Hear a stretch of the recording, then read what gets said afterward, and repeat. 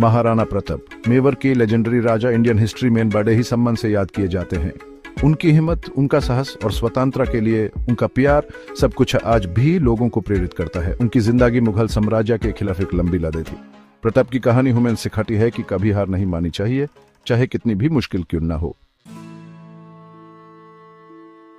महाराणा प्रताप का जन्म मेवाड़ के सिसोदिया वंश में हुआ था। उनके पिता महाराणा उदय सिंह द्वितीय थे। युवा प्रताप अरावली की पहाड़ियों में पले बढ़े।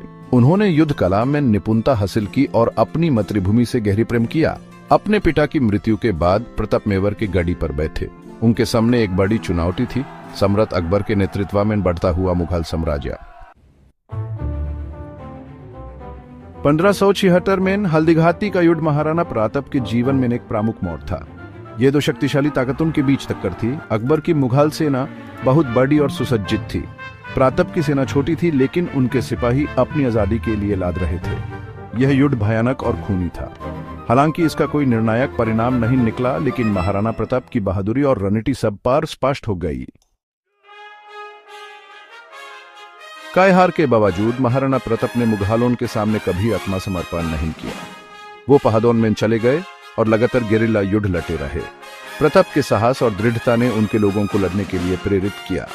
वो अत्याचार के खिलाफ प्रतिरोध का प्रतीक बन गए। आज भी सदियों बाद महाराणा प्रताप की कहानी प्रेरित करती है। वो ह्यूमन याद दिलाते हैं कि असली साहस मुश्किलों के सामने कभी हार न मानने में है।